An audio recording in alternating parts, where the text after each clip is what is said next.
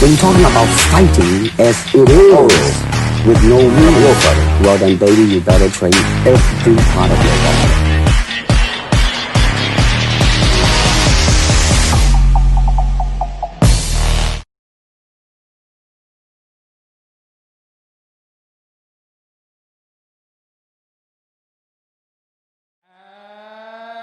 New interim UFC lightweight champion, Justin the Highlight Gaethje.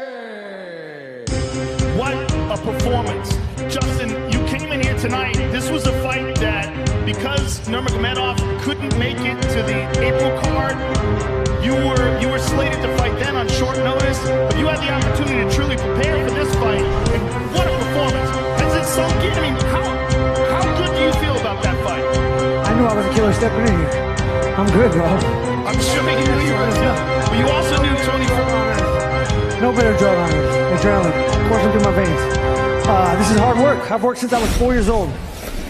It's each day at a time for me. I never look past one day, and you just have to be better than yesterday. The winner and new interim champion, Justin Gaethje. Do you not want that on you? Why'd you just throw that off? Wait for the real one.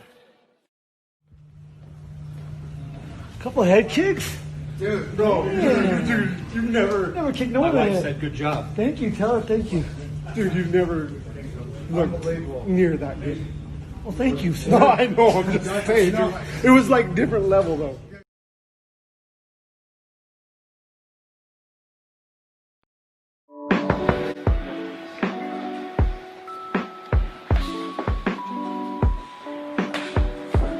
What's up, guys? Let's talk about Justin Gaethje for a second. You guys watching Gym Wars, I know you guys are educated UFC fans, so you know the whole story with Justin Gaethje, but I'm going to touch upon it again anyway. To think that this man originally was not even going to be fighting Khabib, you know what I mean? He stepped in short notice against what he admitted to and what many other people admitted to, including Khabib the champion, was the scariest, deadliest man to face. El Cuque, Tony Ferguson. And he went out there and he put on the best performance of his life,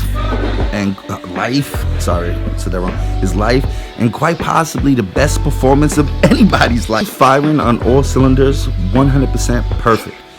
He didn't even look human. He looked superhuman, supernatural. It was crazy. It was crazy. So beat the man, you become the man. So now he's the number one contender. I mean, what story is greater than that?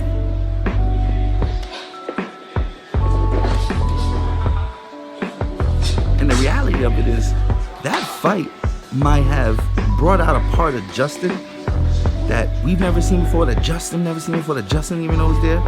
And he's here now.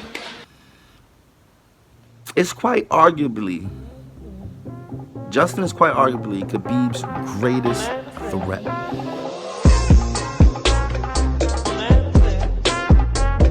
The story about you helping Khabib with his weight cut? I don't even really remember it. He helped out of the bathtub. I happened to be there because we had the same manager, and I was in the same, I was in his presence at the time. So, we are normal people. He is a normal person. He has emotions, just like I do, and so I'll never believe anybody is, greater than a man. You gotta have feet work. Without the feet work, you can't see out the fence. But Khabib's whole game is using that grappling in the fight. Against the fence. Yeah. You will not, if he's taking a shot in the open, is to drive you to the fence to finish the takedown. Mm-hmm. He's not getting takedowns in the open. Distance staying off the fence is going to be the most important thing in the world when it comes to that fight. And I know how bad those kicks hurt, and there's so many nerves and ligaments that run through that part that have no protection. Yeah. And the nerves stop firing. Yeah. I got to touch Khabib there 4 times, and then he's compromised. Then I give him one. Boom.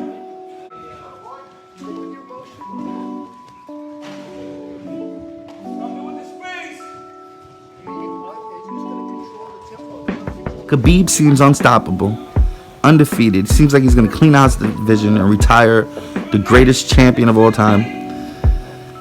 But he got to go through Justin. And supposedly there's rumors and talks about a surprise after. I know Khabib has voiced that he only wanted to do 2 more fights and retire. it's gonna be a rematch. I'm hoping it's not the rematch with Conor. But don't be surprised it is, because that's a money fight. What I would like to see is maybe the Khabib and Tony matchup, because that was supposed to happen like 5,000 times, and 5,000 times something crazy happened and you didn't get that fight.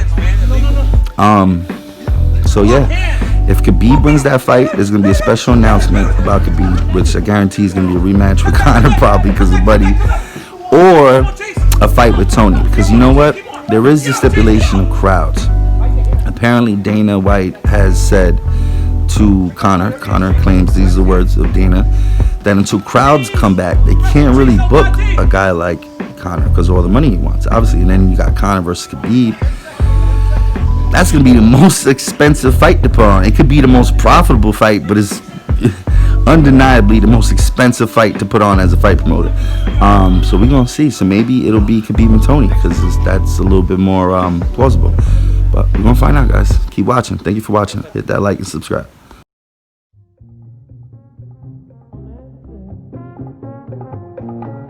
As I stood up, he like smacked me.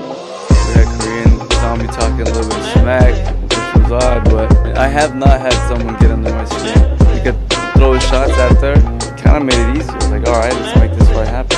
You call me out, let's get down. Like, I'm excited to show the world my new improvements, and kind of let them know, like, let them see the 2.0 version of me. As I stood up, he like smacked me.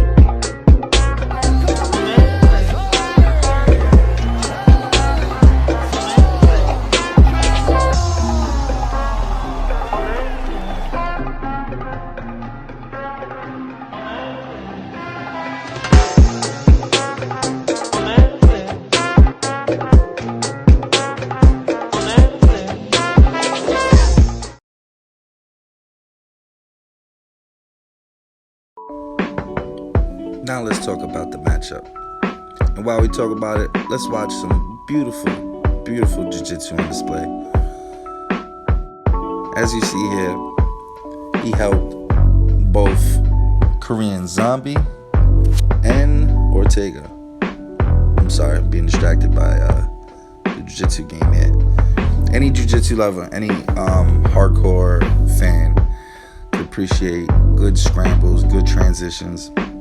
And both fighters really have great stand-up and great jiu-jitsu. I feel like this matchup is a super, super duper tight matchup. That was slick. Super tight matchup between these two fighters. That is just like, is that, I don't know, could you call that cheating? Like, how is that already had like a little loop? Like, did he use his toes to make a knot? Like, what is going on here? I'm sorry, I digress. One thing we could also tell is that both of them get spanked during training. Let's watch Ortega now. Let's see how he does. Does he do any better? Them Gracies, man. Great scrambles. But look at that. Back got took. Oh, Bowman jumping into guard. And look, cost him, trying to play with the wrong Gracies. great front playful matchup.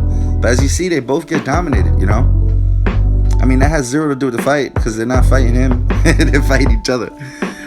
And I know I just said they both excel in jiu-jitsu, and then you see them get a little outclassed. But, you know, that's what happens when you go against, like, you know, there's all types of black belts, and they all are amazing and efficient.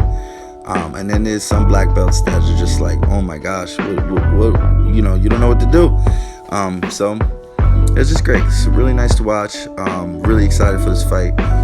There's a little bit of bad blood, but as you see in the previous part of the video, they squashed it. Apologies were made. It was kind of a misunderstanding that escalated.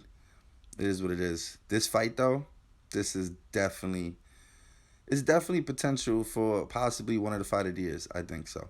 So let's see what happens. Yo, this is history in the making right here. We're proud of him no matter which way it goes. But tonight, Brian did it, you guys. All the fans, you guys, we love you. Brian! I love you guys. Yeah, baby.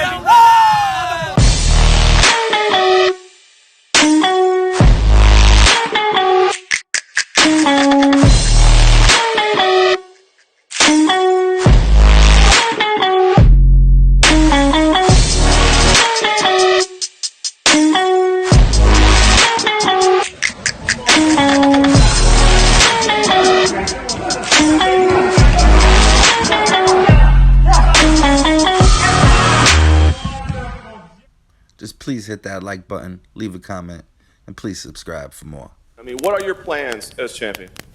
I just want to maul people. This is what I want to do. And when I go to the cage, I maul my opponents.